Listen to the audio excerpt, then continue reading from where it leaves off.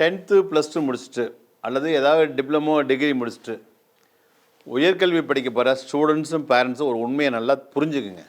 என்ன அப்படின்னாக்கா, உயர்கல்வியை பற்றிய போதிய புரிதலோ அதை பற்றி தெளிவான ஒரு தெளிவோ இப்போ உள்ள ஸ்டூடெண்ட்ஸு கிடையாது. ஒரு சினிமா பார்க்கணுன்னா கூட இல்லை யார் டைரக்டர், யார் மியூசிக் டைரக்டர், யார் ப்ரொடியூஸ் பண்ணுறா, யார் நடிக்கிறா, எப்போ படம் ரிலீஸு, அதெல்லாம் தெளிவாக தெரியுது. அது என்ன பட்ஜெட்டில் எடுத்தாங்க, அதெல்லாம் புரிஞ்சுக்க முடியுது. ஆனால் நம்ம படிக்க போகிற உயர்கல்வி எப்படி இருக்கணும் அது தெரியல. என்ன, அதாவது 10th முடிச்சிட்டாங்க, +2 முடிச்சிட்டாங்க, அவங்க ஒரு காலேஜில் என்ன பண்ணுறாங்க, என் ஃப்ரெண்ட்ஸ்லாம் ஜாயின் பண்ணுறாங்கன்னா ஃப்ரெண்ட்ஸோடு சேர்ந்து சினிமா போகும்போது அது மாதிரி ஃப்ரெண்ட்ஸோடு சேர்ந்து உயர்கல்வி படிக்க போகிறாங்க. என் ஃப்ரெண்ட்ஸ் தான் படிக்கிறாங்க அப்படின்னு படிச்சுட்டு நிறைய பேர் பார்த்தீங்கன்னா சென்னையிலாம் பார்த்தீங்கன்னா யாரை கேட்டாலும் பிகாம் பிகாம் பிகாம்.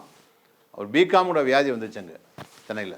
யாரை கேட்டாலும் பிகாம் பிகாம் முடிச்சுட்டு எம்காம் முடிச்சுட்டு என்னடா பார்ப்பாங்கன்னா, என்ன வேலை பார்ப்பாங்கன்னா, ஏதாவது ஒரு கம்பெனியில் போய் ஒரு 15,000 20,000 அதிகபட்சம் 30,000 சம்பளத்து வேலை பார்த்துட்டு இருப்பாங்க.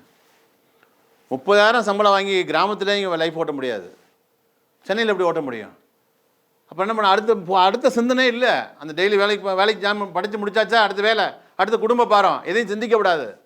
டெய்லி சாப்பாட்டை தூக்கிட்டு டெய்லி போய்ட்டு வந்துட்டு இருக்க வேண்டியது, அப்படியே கொஞ்சமாக முன்னேற வேண்டியது தான். அப்புறம் ஆட்சி மாறும், காட்சி மாறும், எல்லாம் மாறும், உங்கள் லைஃப் மாறாது. படித்தவங்க மத்தியிலே ஒரு உயர்கல்வி பற்றி போதிய விழிப்புணர்வு இல்லை. அப்போ ஸ்டூடெண்ட்ஸ் பற்றி, ஆனால் என்னென்னா இந்த 2 ஸ்டூடெண்ட்ஸு ஆசைக்கு படிக்கிறாங்க. பேரண்ட்ஸை சொல்லிடுறாங்க. பேரண்ட்ஸ் என்ன பண்ணுறாங்கனாக்கா, பெற்றவங்க என் பிள்ளைக்கு அதான் ஆசை, பிள்ளைக்கு என்ன ஆசை அப்படின்னாக்கா கனவுக்கு, அதாவது தேவை என்னங்கிறத புரிஞ்சிக்காமல் எனக்கு வந்து மெரைன் இன்ஜினியர் படிக்கணும்னு ஆசை, எனக்கு ஏரோநாட்டிக்கல் படிக்கணும்னு ஆசை. சில பேர் அந்த ஃப்ளைட்டில் போகணும், அந்த கப்பலில் போகணும்னு ஆசையில் படிப்பாங்க. சில பேர் என்ன பண்ணுவாங்கனாக்கா, நாங்கள் அந்த காலேஜில் படிக்கணும்னு ஆசை. மிகப்பெரிய ஒரு கோயம்புத்தூர்லையோ இல்லை சென்னையிலோ ஒரு காலேஜ்லேயே இன்றைக்கி இன்னும் நிறைய பேர் தப்பு பண்ணுறாங்க. தன் வீட்டு பக்கத்துலேயே பல ஊர்களில் நல்ல கல்லூரிகள், நல்ல கற்பிக்கிற கல்லூரிகள் இருக்குது. இவங்க அதெல்லாம் விட்டுட்டு சென்னையில் படித்தாதான் கௌரவமாக, கோயம்புத்தூரில் படித்தாதான் கௌரவமாக, இப்படி போயிட்டுருக்காங்க. இப்படிலாம் போனவங்க என்ன பண்ணாங்க, படித்து முடிச்சுட்டு வந்து எத்தனை பேர் நம்ம என்கிட்ட வராங்க, எம்இ முடித்தவங்க, எம்டெக் முடித்தவங்க, எவ்வளோடா சம்பளம், 17,000 சம்பளம் அப்படின்றாங்க.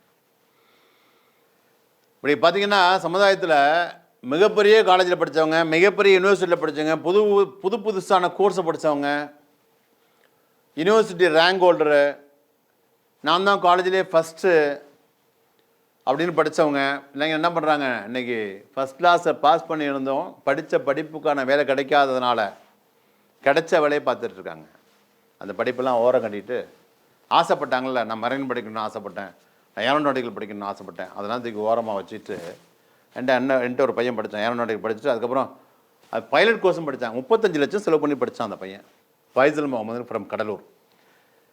அதெல்லாம் தூக்கி மூட்டை கட்டி வச்சுட்டு தூக்கி சேஃப்டி ஒரு கோர்ஸை படித்து, சேஃப்டிங்கிற கோர்ஸை படித்து இன்றைக்கி வந்து ஃப்ரான்ஸில் அந்த பையன் இருக்கான், ஃப்ரான்ஸில்.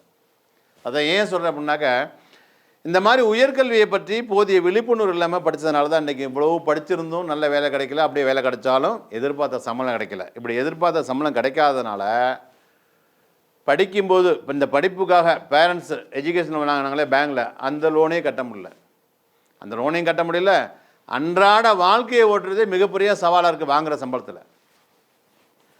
இதனால் என்ன பண்ணாங்க அப்படின்னாக்க, 40 வயசு 45 வயசு தாண்டியுமே நிறையா படித்த இளைஞர்கள் இன்னும் கல்யாணம் கூட பண்ணிக்காமல் லைஃப்பையே தொலைச்சிட்டு ஒரு தலைமுறையே தடுமாறி நிற்குது.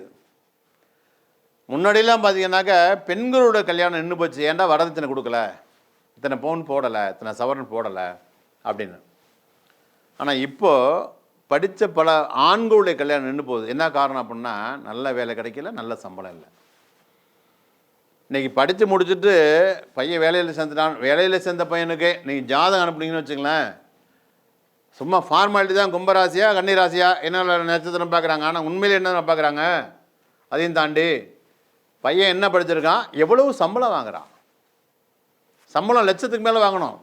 நான் 60,000 வாங்குறேன், 70,000 வாங்கினா அதெல்லாம் கிடையாது, லட்சத்துக்கு மேலே சம்பாதிக்கணும். இதை பொண்ணு வீட்டுக்காரன் மட்டும் எதிர்பார்க்கல, கல்யாணம் பண்ணிக்க போகிற அந்த பொண்ணை எதாவது எதிர்பார்க்குது, லட்சத்துக்கு மேலே சம்பாதிக்கணும்னா விரும்புகிறாங்க. இதுதான் நிஜமாக இருக்குது, நடந்துட்டு இருக்கதான் உங்கள்கிட்ட சொல்லிகிட்டு இருக்கேன். அதனால் இந்த 10th + முடிச்சுட்டு இல்லை டிகிரி டிப்ளமோ முடிச்சுட்டு பாலிடெக்னிக் படித்தவங்களும் இல்லை டிகிரி படித்தவங்களும் அடுத்து என்ன பண்ண இப்போ இருக்கிறத வச்சு நான் இன்ஜினியரிங் படிச்சிட்டேன், இப்போ இருக்கிறத வச்சு வேலை கிடைக்காது, இப்போ ஏதாவது அடிஷ்னல் கோர்ஸ் பண்ண நினைக்கிறாங்களே, அதுவும் உயர்கல்வி தான். அப்படி போகிறவங்க ஒன்றை மட்டும் தெளிவாக புரிஞ்சுங்க. உங்களுக்கு முன்னாடி படிச்சுட்டு பல லட்சம் மாணவர்கள், பல லட்சம், ஆயிரம் இல்லை, பல லட்சம் மாணவர்கள் லைஃப் தொலைச்சு நிற்கிறாங்க. அதை எதனால மட்டும் புரிஞ்சுங்க. உயர்கல்வியை தேர்ந்தெடுக்கும் போது போதிய தெளிவு புரிதல் இல்லாமல் அவங்க சொன்னாங்க, இவங்க சொன்னாங்க, எங்கள் மாமாவோட ஒர்க் பண்ணுறவர் சொன்னார், எங்கள் அப்பாவோட ஒர்க் பண்ணுறவர் சொன்னார், என் சொந்தக்காரன் தான் படிக்க, என் கிளாஸில் எல்லாம் அதான் ஜாயின் பண்ணியிருக்காங்க, அப்படிலாம் ஜாயின் பண்ணாமல், ஏன்னா நாளைக்கு ஒரு கஷ்டம்னு வரும்போது சொன்னவங்களாம் வரமாட்டாங்க, நீங்கள் தான் ஃபேஸ் பண்ணணும். இன்றைக்கி எல்லா கஷ்டத்தையும் போக்கக்கூடிய ஒரே சக்தி நமக்கு ஏகப்பட்ட சொந்தம் இருக்கும். ஆனால் வாழ்க்கையில் ஒரு சின்ன பண கஷ்டம் வந்துட்டா, இல்லை வேறு ஏதாவது கஷ்டம் வந்தால் கூட யாரும் வரமாட்டாங்க. நம்ம அம்மா அப்பா நம்ம குடும்பத்தில் மட்டும்தான் போராடணும். அப்போ நம்ம கஷ்டத்தை தீர்க்கக்கூடிய ஒரே வழி பணங்கிற அல்டிமேட் பணம் தான். அந்த அல்டிமேட் பவர் பணம் தான். அந்த பணத்தை நீங்கள் லட்சத்துலேயும் கோடியிலையும் சம்பாதிக்கணும். அதை நேர்மையான வழியில் சம்பாதிக்கணும். அது உங்கள் திறமை வச்சு சம்பாதிக்கணும். யாரும் சிபாரிசும் இல்லாமல் சம்பாதிக்கணும். அது படிப்பை கல்வியை வச்சு சம்பாதிக்கணும். அப்படி முடிவு பண்ணிங்கன்னா நான் சொல்ல போகக்கூடிய, நான் இப்போ சொல்கிற சேஃப்டி மேனேஜ்மெண்ட், அதாவது ஃபயர் அண்ட் சேஃப்டி மேனேஜ்மெண்ட் சொல்லக்கூடிய சேஃப்டி மேனேஜ்மெண்ட் அப்படிங்கிற காலத்துக்கேற்ற கல்வியை செலக்ட் பண்ணி படிங்க. இந்த சேஃப்டி கோர்ஸை படித்தாக்க படித்து முடித்து 5 வருஷம் 10 வருஷம் வேலைக்காக காத்திருக்க வேண்டிய அவசியமே கிடையாது. படிச்சுக்கிட்டு இருக்கும்போதே வேலை. அதாவது ஒரு பையன் 10th முடிச்சுட்டு டிப்ளமோ ஜாயின் பண்ணுறான்னு வச்சுங்களேன், ஃபஸ்ட் இயர் முடிச்சு செகண்ட் இயர் போகும்போது வேலை. அதே மாதிரி +2 முடித்த பையனுக்கு பிஎஸ்சி ஜாயின் பண்ணுறான் சேஃப்டின்னு வச்சுங்களேன், ஃபஸ்ட் இயர் முடிச்சு செகண்ட் இயர்லேயே வேலை. இந்த செகண்ட் இயரில் அந்த செகண்ட் இயர் தேர்ட் இயரில் இந்த பையனுக்கு கிடைக்கக்கூடிய ஸ்டைஃபண்ட் மட்டும் மாதம் 25,000 to 30,000, 20,000 to 30,000 ஸ்டைஃபண்டு. இந்த ஸ்டைஃபண்டே பார்த்திங்கன்னா 2 வருஷத்தில் ஒரு 5 லட்சம் வந்துடுது. இந்த ஸ்டைஃபண்டை வச்சே இந்த படிப்பை படிக்கிறதுக்காக வாங்கினா எஜுகேஷன் அடைச்சிடலாம். ஆனால் இங்கே பாருங்கள், வெளியில் இன்ஜினியரிங் படிச்சுட்டு என்னென்ன வேலை பார்க்குறாங்க தெரியுமா அவங்களுக்கு? அதாவது ஊபர் வண்டி ஓட்டுறாங்க, ஓலா வண்டி ஓட்டுறாங்க, ரேப்பிடோ வண்டி ஓட்டுறாங்க, உணவு ஃபுட்டு டெலிவரி பண்ணுறாங்க. அதாவது ஸ்விக்கி ஜொமாட்டோ மாதிரி கம்பெனிகளில் போய் ஜாயின் பண்ணி சென்னை, மும்பை, டெல்லி, பெங்களூர் எல்லா ஊர்லேயும் இன்ஜினியரிங் படித்தவங்க, எம்இ பண்ணவங்க, எம்டெக் பண்ணவங்க, எம்பிஏ பண்ணவங்க, எம்காம் பண்ணவங்களாம் அந்த எவ்வளோ ரிஸ்க்கு தெரியுமா அந்த சிட்டிக்குள்ளே வண்டி ஓட்டுறது. கரணம் தப்பினால் மரணம். இதெல்லாம் என்ன காரணம்? உயர்கல்வியை போற்றியே போதிய தெளிவு இல்லாமல் தேர்ந்தெடுத்து படித்ததுனால தான். நீங்களாவது இந்த சேஃப்டியை படிங்க. சேஃப்டியை படித்தா என்ன ஆகும் அப்படின்னாக்க, படிக்கும்போதே வேலை, படிக்கும்போதே 20,000 25,000 30,000 ஸ்டைஃபண்டோட வேலை அப்படின்னா, படித்து முடித்தா சாதாரணமாக லட்சத்தில் சம்பளம். மற்ற உயர்கல்வி படித்தா படிக்கிற ஏதாவது ஒரு துறையில் மட்டும், நீங்கள் எதை எடுத்து படிக்கிறீங்களோ அங்கே மட்டும்தான் வேலை. இது உண்மையாக போய் நீங்களே புரிஞ்சுக்குங்க. இப்போ நீங்களே சொல்லுங்கள், ஒரு பையன் ஏரோநாட்டிக்கல் படிக்கிறான், ஏரோநாட்டிக்கல் படித்த பையனுக்கு கப்பல் கம்பெனியில் வேலை கிடைக்குமா? இல்லை மெரைன் இன்ஜினியரிங் படித்த பையனுக்கு ஏர்போர்ட்டில் வேலை கிடைக்குமா? இல்லை கெமிக்கல் செட்டியை படித்தவனுக்கு ஒரு ஸ்டார் ஹோட்டலில் வேலை கிடைக்குமா? இல்லை கேட்ரிங் படித்தவனுக்கு ஒரு கெமிக்கல் இண்டஸ்ட்ரி வேலை கிடைக்குமா? தமிழாசிரியர் எம்ஏஎம் படித்து தமிழ் லிட்ரேச்சர் படிக்க இங்கிலீஷ் வாத்தியார் வேலை கிடைக்குமா? இல்லை தமிழ் லிட்ரேச்சர் படிக்கிறதுக்கு ஆங்கில வேலை கிடைக்குமா? இல்லை எம்ஏ எம்எட்டு எம்ஃபில் எம்எட்டு படித்தவங்களுக்கு யூனிவர்சிட்டி வேலை கிடைக்குமா? அதுக்கு நீங்கள் என்ன பண்ணணும்? பிஹெச்டி முடிச்சிருக்கணும். சரி, பிஹெச்டி கல்வியோட வச்சோம், பிஹெச்டி டாக்டரேட் பண்ணி ஸ்லெட் எக்ஸாம் எழுதி ஒரு 25,000 30,000 சம்பாதிக்கிறதுக்கு ஒரு யூனிவர்சிட்டியில் போய், அது கவர்மெண்ட் யூனிவர்சிட்டியோ ப்ரைவேட் யூனிவர்சிட்டியோ ஒரு டெம்பரரி போஸ்ட்டு போனால் கூட இவ்வளோ படித்து கல்வியோட உச்சம், அதுக்கு மேலே படிப்பேன், அது வரை படித்து அதுக்கப்புறம் தேர்வுலாம் ஸ்லெட்லாம் எக்ஸாம் எழுதி, சரி பரவாயில்ல டெம்பரரி போஸ்ட்டு கொடுங்க, கெஸ்ட் லெக்சராக கொடுங்கன்னா அதுக்கு 25 லட்சம் 30 லட்சம் பணம் கேட்குறாங்க. இதெல்லாம் என்ன காரணம்? இதான் ஆசை. நான் இது படிக்கணும்னு ஆசை, அது படிக்கணும்னு ஆசை. நாளைக்கு படித்து முடிச்சும் போது நீங்கள் சம்பளம் வாங்கணும்னு வச்சுங்களேன், சம்பளம் வாங்கணும்னு வச்சுங்க, அந்த பொண்ணு வீட்டுக்காரன் சொல்லுங்கள் எனக்கு அந்த படிப்பு தான் ஆசை அப்படின்னு. சரி, நம்மளுக்கு கல்யாணம் ஆகாமல் ஆகாது. ஆசை கிடையாது, தேவை. உங்கள் வாழ்க்கைக்கு என்ன தேவை? இன்னைக்கு குறைஞ்சபட்சம் ₹1,00,000 சம்பளம் தேவை. அந்த ₹1,00,000 சம்பளத்தை யார் சிபாரிசுனா, யார் எந்த கல்வி கொடுக்கும்? அதான் சேஃப்டி மேனேஜ்மெண்ட்டு. மற்ற படிப்பெல்லாம் படித்தா ஒரு துறையில் மட்டும்தான் வேலை, ஒரு வேளை அது கிடைச்சாதான் நிச்சயம். நீங்கள் சொல்லுங்கள், நான் நீட் எக்ஸாம்பிள் இன்றைக்கி உயர்ந்த படிப்பாக வந்து டாக்டரை சொல்கிறீங்க, எம்பிபிஎஸ் நீட் எக்ஸாம்பிள் கஷ்டப்பட்டு எழுதி அப்புறம் எம்பிபிஎஸ் படித்து அந்த டாக்டர் எங்கே வேலைக்கு போவார்? ஒரு கிளினிக்கு அல்லது ஒரு ஹாஸ்பிட்டல். அந்த டாக்டரால் மற்ற இடங்களில் வேலைக்கு போக முடியுமா? ஆனால் சேஃப்டி படித்தாங்க அப்படின்னா ஹாஸ்பிட்டல், பெரிய hospital, bank, railway, airport, shipyard, food industry, cement factory, tyre factory, வேறு என்னென்ன ஃபேக்ட்ரி இருக்குது உலகத்தில்? என்னென்ன ஃபேக்ட்ரிலாம் தயாரிக்கிற இடம் இருக்கோ, ஹைவே, எல்லா இடத்துலையும் குண்டூசி தயாரிக்கிற கம்பெனிலேருந்து இவங்க வீட்டில் இருக்க டூ வீலரு, மொபைலு, பெட்ரோல் எல்லாம், டியூப்லைட்டு, மிக்சி, கிரைண்டரு, எங்கெல்லாம் மிகப்பெரிய ஒரு பிராண்டடான பொருள் தயாரிக்கிறாங்களோ அங்கெல்லாம் சேஃப்டி ஆஃபீஸர் இருந்தே ஆகும். சேஃப்டி படிப்பு பார்த்திங்கன்னா தண்ணி மாதிரி, எப்படி தண்ணி வந்து எல்லா உணவுகளையும் ஆட் பண்ணலாம் சேர்க்கலாமோ அதே மாதிரி சேஃப்டி படிப்பு இல்லாமல் எந்த ஃபேக்ட்ரியும் கிடையாது. அப்போ நீங்கள் எப்படிப்பட்ட உயர்கல்வி நீங்கள் தேர்ந்தெடுக்கணும் சொல்லுங்கள்? நான் சொன்ன மாதிரி ஒரு டூ வீலர் வாங்க போனால் கூட ஒரு சிம் மொபைல் வாங்க போகிறீங்க, இல்லை ஒரு சிம் போடலாம், இல்லை 2 சிம் போடலாம், இல்லை 9 சிம் போடலான்னு ஏதோ வாங்குங்க. 9 சிம் போடுறது கொடுங்க. உங்களுக்கு ஒரு சிம்முக்கு இங்கே வேலை இல்லை, இருந்தாலும் ஆப்ஷன் அதிகமாக இருக்குது, அதை கொடுங்க. சார் அந்த டூ வீலர் வந்து கிக் பண்ண செல்ஃப் ஸ்டார்ட் இருக்குது, இதில் கிக் பண்ணலாம், இதில் 2மே இருக்குது அப்படின்னு எதாவது வாங்குவீங்க, 2மே இருக்குது, அதை கொடுங்க. இப்படி அழிஞ்சு போகிற பொருள்லாம் எதில் நிறைய ஆப்ஷன் இருக்குது அதை வாங்குறீங்கள. அழியாத கல்வியில் மட்டும் ஏன் அதை பார்க்க மாட்டேங்கிறீங்க? கேடில் விழிச்செல்வம். ஒரு கல்வியை செலக்ட் பண்ணும்போது, சார் இந்த கல்வியை படித்தா அங்கே போகலாமா வேலைக்கு, இங்கே போகலாமா, எல்லா ஃபேக்ட்ரி வேலைக்கு போகலாமா, எல்லா கவர்மெண்ட் வேலை, ப்ரைவேட் வேலை, இந்தியாவில் ஃபாரினில் போய் கவர்மெண்ட் வேலைக்கு போகலாமா சார், அப்படி ஒரு கல்வி இருக்கானா? அதுதான் சேஃப்டி மேனேஜ்மெண்ட். இந்த சேஃப்டி மேனேஜ்மெண்ட் படிக்கிறதுக்கு பார்த்தீங்கன்னா ரொம்ப ரொம்ப ஈஸி. ஒரு கிராமத்தில் தமிழ் மீடியம் படித்த படிப்பில் ரொம்ப சுமாராக படிக்கக்கூடிய ஒரு ஆவரேஜ் ஸ்டூடெண்ட்ஸும் படிக்கிற மாதிரி ரொம்ப ஈஸியான சப்ஜெக்ட். ஒரு ஸ்டாட்டிஸ்டிக்ஸுங்கிற புள்ளியல் கிடையாது, ஒரு சயின்ஸ் கிடையாது, பெரிய சயின்ஸ் கிடையாது, பெரிய மேத்தமெட்டிக்ஸ் கிடையாது, ரொம்ப ஈஸியாக புரிஞ்சுக்கலாம். அதாவது லட்சத்தில் சம்பாதிக்கலாமா படிக்கும்போதே வேலையா? ஸ்டைஃபண்டே 5 லட்சம் தராங்களா அப்புறம் படித்து முடிக்கும்போது? அப்போ படிக்கிறதுக்கு ஃபீஸ் ரொம்ப ஜாஸ்தியாக இருக்குமா? சரி சிலபஸ் ஈஸியாக இருக்கும், ஃபீஸ் ரொம்ப இருக்குமா அப்படின்னா அதுவும் கிடையாது. நம்மளால் கட்ட முடிஞ்ச ஃபீஸ். சிட்டியில் பார்த்தீங்கன்னா நகரங்களில் ஒரு எல்கேஜி யூகேஜிக்கு பேரண்ட்ஸ் என்ன ஃபீஸ் கட்டுறோம் அந்த ஃபீஸ் தான். இதை கூட கட்ட முடியாதவங்களுக்கு எஜுகேஷன் லோன் வாங்கி படிக்கிற மாதிரி அத்தனை ஃபெசிலிட்டிஸ் இருக்குது. குறிப்பாக படித்து முடிச்சு வேலைக்கு 10 வருஷம் 5 வருஷம் காத்திருக்க தேவையில்லை. அதை விட முக்கியமானது படிக்கும்போது வேலை, இதை விட முக்கியமானது எல்லா துறையிலும் வேலை. அதுதான் இங்கே வேலை இல்லைன்னா அது திரும்பி அதே கம்பெனியை தேட தேவையில்லை. இப்போ கெமிக்கல் இன்ஜினியர் படித்து எங்கடா கெமிக்கல் ஃபேக்ட்ரி தேட தேவையில்லை, ஏரோநாட்டிக்கல் படித்து எங்கடா ஏர்போர்ட் இருக்கும் தேவை, நான் கப்பல் படித்து எங்கடா கப்பல் கம்பெனி தேவை, எல்லா கம்பெனியும் போட அப்ளிகேஷனு. இதுதான் இந்த சேஃப்டி மேனேஜ்மெண்ட். இதை பற்றி நான் சொன்னதை விட இன்னும் நீங்கள் கூடுதலாக தெரிஞ்சுக்கணும்னு ஆசைப்பட்டீங்கன்னாக்கா, வெளிநாடுகளில் ஃபாரினில் உங்களுக்கு தெரிஞ்சவங்க, அக்கம் பக்கத்தில் உள்ளவங்க, உங்கள் ரிலேஷன்ஸ், ஃப்ரெண்ட்ஸு யாராவது இருந்தாங்கன்னா அவங்கக்கிட்ட கேளுங்க இந்த சேஃப்டியை பற்றி. அப்படி யாரும் நிச்சயம் கேளுங்க, சார் சேஃப்டி படித்தா லட்சத்தில் அது கோடி சொன்னாங்களாம் சொல்கிறாங்க. கல்யாணம் பண்ணும்போதெல்லாம் ₹1,00,00,000, வருஷத்துக்கு ₹1,00,00,000 சம்பளம் அப்படின்னு சொன்னாங்க. அது உண்மையா? கௌரவமான வேலையாமில்ல, ஒரு ஆஃபீஸர் கேட்டகரி ஜாபா அப்படின்னு அவங்கள்ட்ட இது உண்மையானு கேளுங்க. என்னை விட கூடுதல் அவங்க சொல்லுவாங்க. இன்னொரு வார்த்தை அவங்கள்ட்ட கேளுங்க, நான் சேஃப்டி படிக்கிறேன்னு அவங்கள்ட்ட கேளுங்க. அவங்க படிக்க சொன்னால் படிங்க.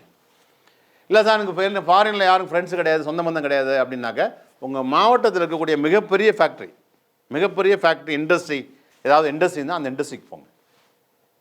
போய் அங்கே உள்ள சேஃப்டி ஆஃபீஸரை பார்க்க முடியுமான்னு பார்த்தா அவரை கேட்டு தெரிஞ்சுங்க. ஆஃபீஸர் பார்த்தாவே தெரிஞ்சு போயிடும். இல்லைன்னா ஃபேக்ட்ரி யாராவது ஒர்க் பண்ணுவாங்க, யாரையாவது டன்னர், ஃபிட்டர், பெயிண்டர், டிரைவர் யாராவது இருப்பாங்க, அவங்கள்ட்ட கேளுங்க, சார் சேஃப்டி ஆஃபீஸர் யார் சார், அப்படி என்ன சார் பவர், அவருக்கு எவ்வளோ சார் சம்பளம் இருக்கும் அப்படின்னு கேளுங்க. நான் ரொம்ப விழாவாரியாக சொல்லுவாங்க அவங்களுக்கு. இல்லை நீங்கள் போனப்போ ஃபேக்ட்ரி எனக்கு இண்டஸ்ட்ரி மூடி இருக்குது, ஆல்ரெடி எனக்கு விடுமுறை அப்படின்னாக்கா வெளியில் செக்யூரிட்டி வாட்ச்மேன் இருப்பாங்கள்ல, அவங்கக்கிட்ட கேளுங்க. அவங்க சொல்லுவாங்க சேஃப்டி ஆஃபீஸர் யார் அப்படின்னு. இப்போ நான் எல்லாம் எவ்வளோ நேரம் உடனே சொன்னோன்னா அதை விட நிறையவே அவங்களுக்கு சொல்லுவாங்க. இந்த விழிப்புணர்வு தான் இன்றைக்கு படித்தவங்க மத்தியிலே இல்லை. சும்மா சின்ன வயசுலேருந்து எதுக்கு படிக்கணும், எதுக்கு காலேஜ் போகணுன்னு தெரியாமல் போயிட்டுருக்காங்க. ஒரு டிகிரி படிக்கணும், அதாவது ஒரு ஒரு ஒரு படிப்பை எடுக்கும்போது அது பல வகையில் பயன் தர வேண்டாமா? நான் சொல்லிட்டேன், பல வகையில் பயன் தரக்கூடிய இப்படிப்பட்ட சேஃப்டியை படித்தா மட்டும்தான் உங்களுடைய ஃப்யூச்சர் நீங்கள் எதிர்பார்த்த மாதிரி இல்லை, அதை விட கூடுதல் நல்லாயிருக்கும். முன்ன மாதிரி கிடையாது, ஜாதகம் பார்த்து 4 நட்சத்திரம் பார்த்தா கல்யாணம். எல்லாம் பார்த்தீங்கன்னா படிப்பு மட்டும் போதாது, படிப்பை தாண்டி வேலை இருக்கானா, வேலை மட்டும் போதாது, லட்சத்துக்கு மேலே சம்பளம் வாங்குறானா, அது போல் 1 லட்சம் கிடையாது, 2 லட்சம் 3 லட்சம் மாதம் சம்பாதிக்கும், அதை எதிர்பார்க்குறாங்க. அதுக்கு ரொம்ப பொருத்தமான ஈஸியான கோர்ஸ், குறைவான கட்டணத்தில் ஒரு சாதாரண ஸ்டூடெண்ட்ஸ் கூட கல்யாணம் பண்ணும்போது ₹1,00,00,000 சம்பாதிக்கணும் இந்த சேஃப்டி தான். அதனால தான் சொன்னேன், நீங்கள் நான் சொல்கிறத வச்சு நீங்கள் யார்கிட்ட வேணால் கேட்டுங்க. சரி, இந்த சேஃப்டி கல்வியை இந்தியாவிலையும் தமிழ்நாட்டிலையும் தரக்கூடிய கல்வி நிறுவனங்கள் எங்கெங்கே இருக்குது அதை நான் சொல்கிறேன் கேட்டுங்க. நான் இப்போ சொல்கிறது எல்லாமே சென்ட்ரல் கவர்மெண்ட்டுடைய இன்ஸ்டியூட்டு, அங்கே ஈஸியாக படிக்கலாம். சென்னை அடையாளம் இருக்கக்கூடிய ரீஜனல் லேபர் இன்ஸ்டியூட், RLIன்னு சொல்லுவாங்க, அங்கே படிக்கலாம். அல்லது இதே பார்த்திங்கன்னா மும்பையில் இருக்குது CLI, சென்ட்ரல் லேபர் இன்ஸ்டியூட், அங்கே படிக்கலாம். அதே மாதிரி ரீஜனல் லேபர் இன்ஸ்டியூட் எங்கே இருக்குன்னா டெல்லியில் இருக்குது, தென் கல்கத்தாவில் இருக்குது, அங்கேயும் படிக்கலாம். நாக்பூரில் இருக்கக்கூடிய நேஷனல் ஃபயர் சர்வீஸ் காலேஜ் அங்கே படிக்கலாம். கொச்சின் யூனிவர்சிட்டியில் படிக்கலாம். திருச்சியில் இருக்குது தமிழ்நாட்டில் NIT, national institute of technology, அங்கே படிக்கலாம். அது பழைய பேர் பார்த்தீங்கன்னா ரீஜனல் இன்ஜினியரிங் காலேஜ், அங்கே படிக்கலாம். அதாவது என்ஐடி. திருச்சியிலேருந்து தஞ்சாவூர் போகிற வழியில் இருக்காது. திருச்சியிலேருந்து புதுக்கோட்டை, திருச்சி ஏர்போர்ட் வழியாக புதுக்கோட்டை போகிற வழியில் இருக்குது IIPHS college of safety management, இங்கேயும் படிக்கலாம். இதோட பிரான்ச் ஐஐபிஹெச்எஸோட பிரான்ச் பார்த்தீங்கன்னா சென்னையில் இருக்குது. மற்ற கல்வி நிறுவனங்களுக்கும் இந்த ஐஐபிஹெச்எஸ் சேஃப்டி காலேஜுக்கு என்ன வித்தியாசம் அப்படின்னா, மற்ற கல்வி நிறுவனங்களில் ஒரு கோர்ஸ் தான் இருக்குது. இப்போ பார்த்தீங்கன்னா சென்ட்ரல் லேபர் இன்ஸ்டியூட் அல்லது ரீஜனல் லேபர் இன்ஸ்டியூட், அதாவது சென்னை, அடையாறு, மும்பை, கல்கத்தா, டெல்லி, இங்கெல்லாம் பார்த்தீங்கன்னா ஒன்லி டிப்ளமோ கோர்ஸ் மட்டும்தான் இருக்குது. நாக்பூரில் இருக்கக்கூடிய காலேஜ் பார்த்தீங்கன்னா நேஷனல் ஃபயர் சர்வீஸ்லாம் ஒன்லி B.Fire ஒரு டிகிரி மட்டும்தான் இருக்குது. திருச்சி துவாக்குடியில் இருக்கக்கூடிய என்ஐடியில் பார்த்தீங்கன்னா only master of engineering ME industrial safety மட்டும்தான் இருக்குது. கொச்சின் யூனிவர்சிட்டியில் ஒன்லி BSc மட்டும்தான் இருக்குது. ஆனால் ஐஐபிஹெச்எஸ் காலேஜ் ஆஃப் சேஃப்டி மேனேஜ்மெண்ட்டில் எல்லாரும் படிக்கிற வகையில், அதாவது 10th படித்தவங்க, +2 படித்தவங்க, டிகிரி பண்ணவங்க, டிப்ளமோ பண்ணவங்க, டிகிரி டிப்ளமோவில் அரியர்ஸ் வச்சவங்க, இல்லை எல்லாம் பாஸ் ஆகி வேலையில் இருந்துக்கிட்டு வாங்குகிற சம்பளம் பத்தாமல் மேலே ஏதாவது அடிஷனல் கோர்ஸ் பண்ணால் லட்சத்தில் சம்பாதிக்கலாம் நினைக்கிறாங்களே, அவங்களும் படிக்கிற வகையில் எல்லா விதமான கோர்சஸ் இருக்குது. அதாவது 10th படித்தவங்களுக்கு 3 years டிப்ளமோ இன் சேஃப்டி, +2 படித்தவங்களுக்கு BSc டிகிரி சேஃப்டி, பாலிடெக்னிக் படித்தவங்களுக்கு 2 years தான் லேட்டரல் என்ட்ரி BSc சேஃப்டி.